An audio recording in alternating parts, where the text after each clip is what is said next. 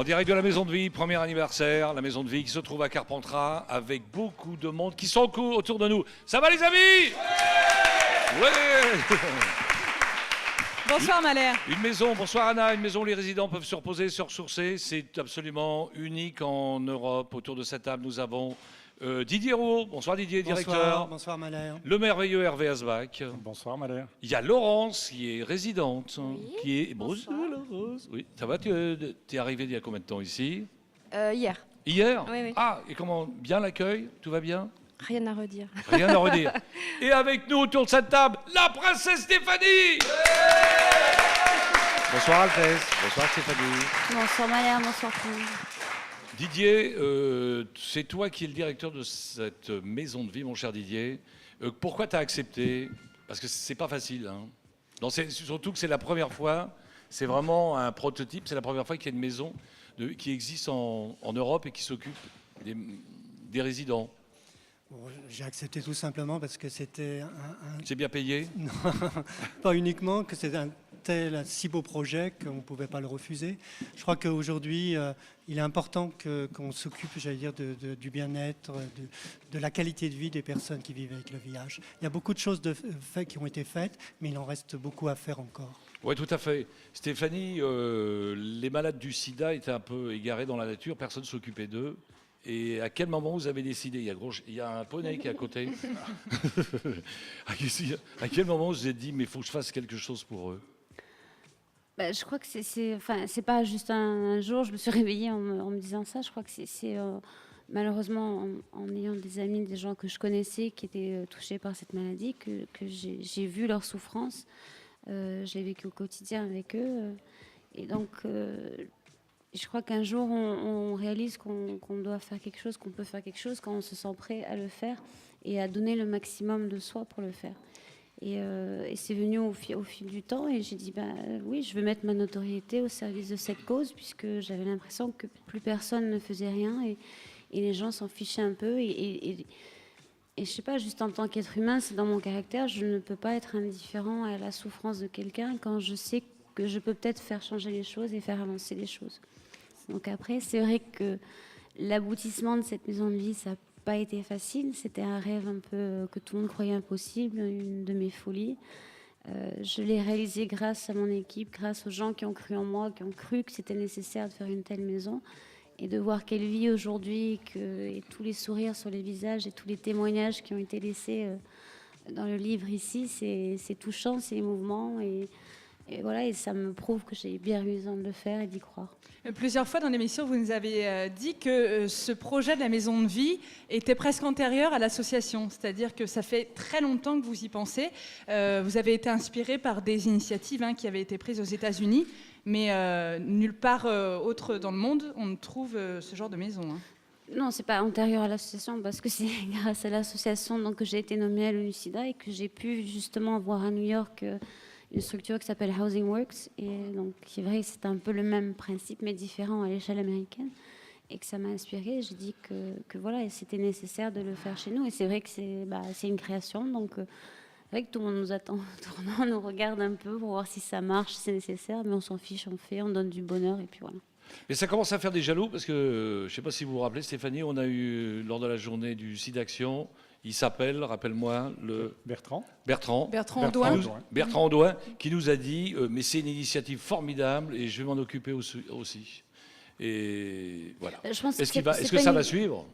C'est pas une question de jalousie, j'emploierais pas le terme. Je crois qu'il faut pas, quand on se bat pour des causes telles que le VIH et l'accompagnement des personnes vivant avec le VIH, on doit tous le faire ensemble. Je veux dire, il n'y a pas de concurrence à avoir, on est tous là pour la même chose. Et non, je pense que M. Audouin va nous suivre et va tenir parole parce que c'est quelqu'un de très généreux et qui nous a suivis depuis déjà un moment dans le projet de la maison de vie. Donc, il nous a dit qu'il nous donnerait de l'argent aussi, je me rappelle. On a le son. Mais ça, on lui a déjà rappelé. Oui, on va lui rappeler encore.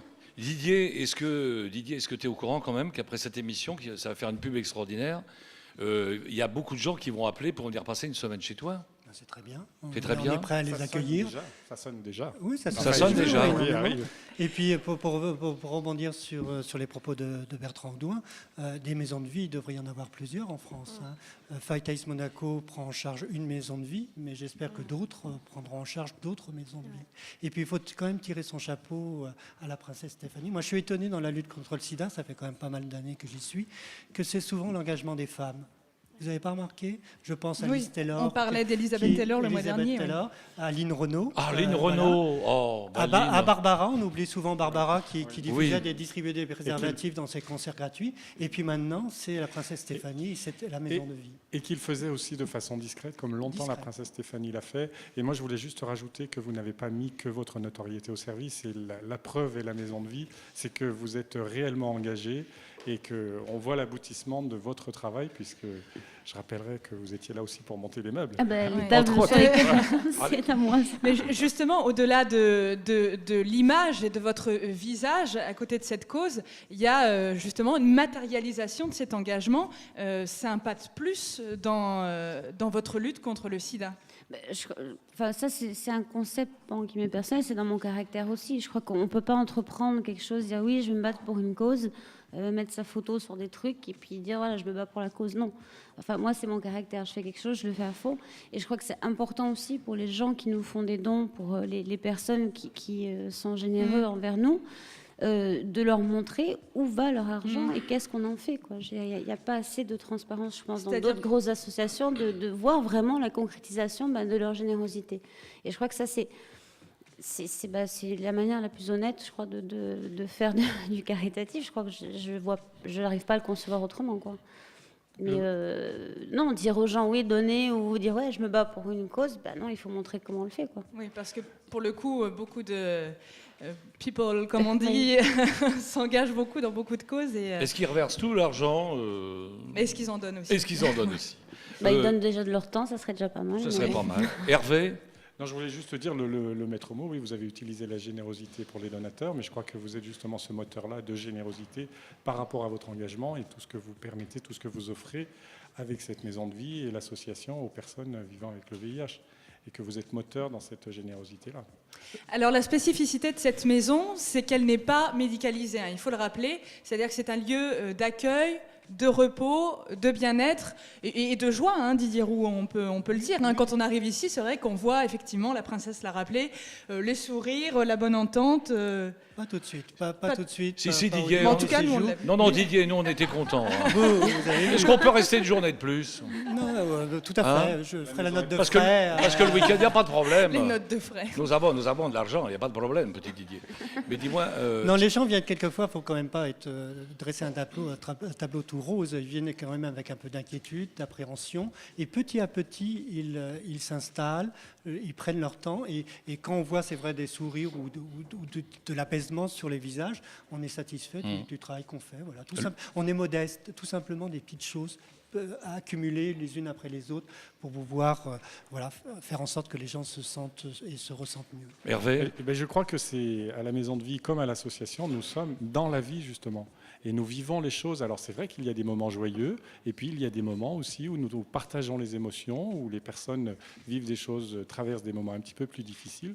Nous sommes là avec eux pour les partager. Alors la maison de vie, c'est différent parce que c'est sur des séjours plus longs et c'est du 24 heures sur 24, donc les personnes vivent plus longtemps tous ensemble, mais on est réellement dans la vie avec des moments forts pour repartir un peu plus... Ouais. Et comment ça se passe concrètement, juste au quotidien? Quelle est la vie des résidents de la maison de vie? Ils se lèvent avant midi?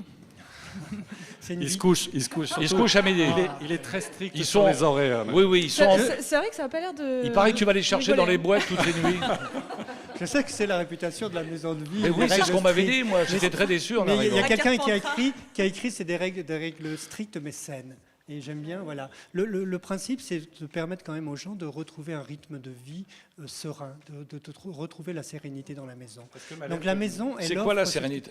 Est-ce que Malher peut venir Oh, il aurait besoin d'un temps d'adaptation très très long, probablement. D'accord.